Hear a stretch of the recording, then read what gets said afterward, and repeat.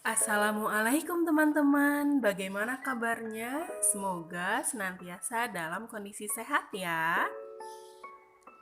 Kali ini, Bu Intan akan mencoba menjelaskan tentang bagaimana cara menggali informasi setelah membaca teks non-fiksi dan juga bagaimana cara menyampaikan informasi yang sudah kita dapat setelah membaca teks non-fiksi.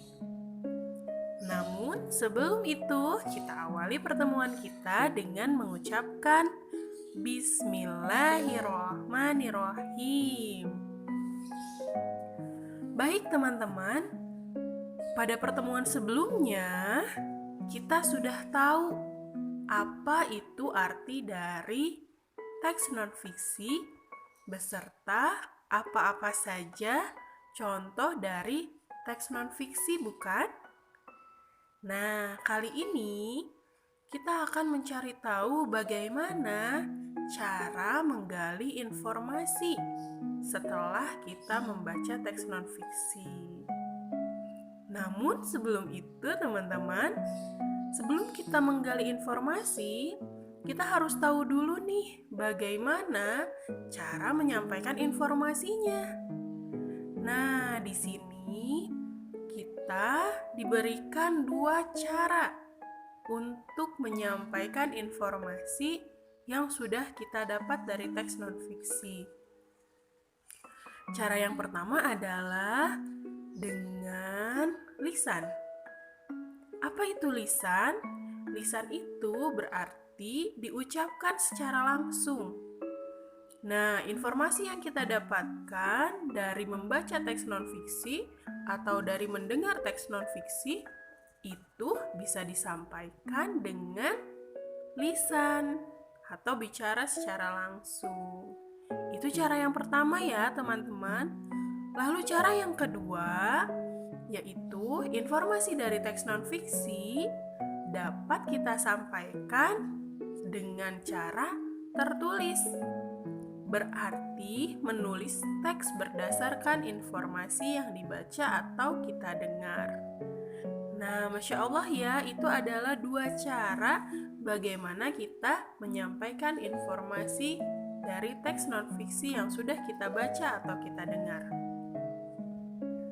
Selanjutnya, setelah tahu bagaimana cara menyampaikan informasinya, maka jelas kita harus tahu bagaimana cara menggali informasi dari teks non-fiksi yang kita dengar atau yang kita baca. Nah, informasi-informasi dari teks non-fiksi tersebut ternyata dapat kita gali dengan cara menjawab pertanyaan-pertanyaan yang diberikan. Misal nanti Bapak Ibu guru atau siapapun akan mencoba memberikan pertanyaan-pertanyaan kepada kalian agar kalian bisa mengetahui informasi apa saja yang ada di dalam teks non-fiksi tersebut.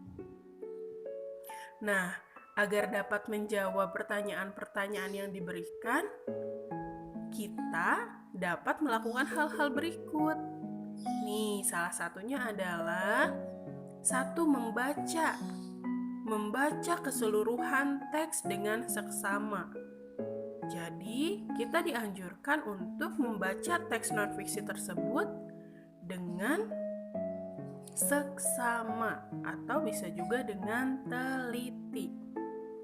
Yang kedua, yaitu mencatat tiap informasi penting dalam teks. Ini jangan sampai lupa ya teman-teman. Setelah membaca, usahakan kita senantiasa mencatat apa-apa saja informasi penting yang terdapat dalam teks. Yang ketiga adalah membaca setiap soal yang diberikan dengan teliti. Setelah membaca teks, lalu kita mencatat informasinya. Nah, yang ketiga ini kita membaca setiap soal yang diberikan dengan teliti. Dan yang keempat adalah mencari jawaban-jawaban yang sesuai dari teks yang sudah dibaca. Masya Allah, mudah bukan? Untuk menggali informasi itu, kita pergunakan 4 langkah tadi.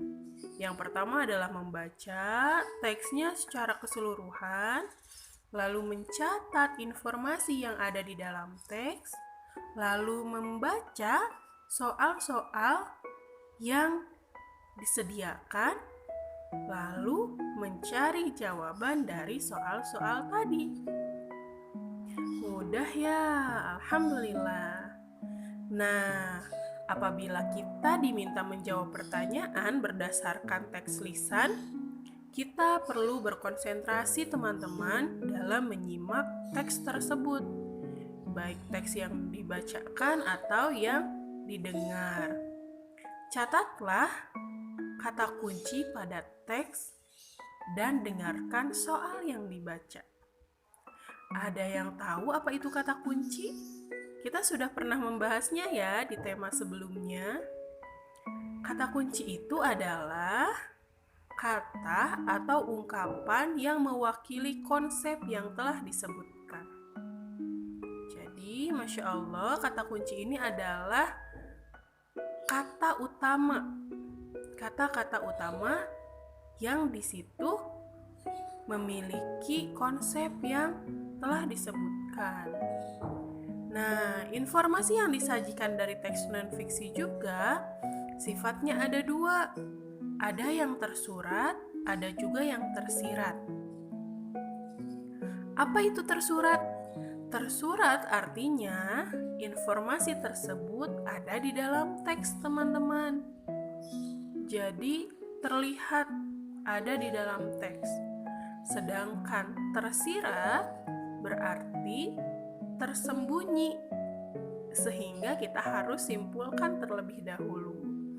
Jadi informasi di dalam teks non-fiksi ini ada 2 ya sifatnya ya. Ada yang terlihat secara langsung, informasi tersebut itu ada di dalam teks. Tapi ada juga yang tersirat, yaitu berarti informasinya tersembunyi, sehingga kita harus menyimpulkan terlebih dahulu informasi yang kita dapat. Alhamdulillah, materi kali ini sudah selesai teman-teman. Dan dengan selesainya video ini, maka selesai juga materi tentang teks non-fiksi. Bu Intan ucapkan barokallah ya, karena teman-teman sudah menyimak video dengan begitu antusias. Berikutnya akan Bu Intan berikan sebuah latihan yang insya Allah akan Bu Intan sampaikan di Google Classroom. Sekian dari Bu Intan. Kita akhiri pertemuan ini dengan mengucapkan hamdalah, alhamdulillahirabbil alamin. Sampai bertemu di video selanjutnya teman-teman. Wassalamualaikum warahmatullahi wabarakatuh.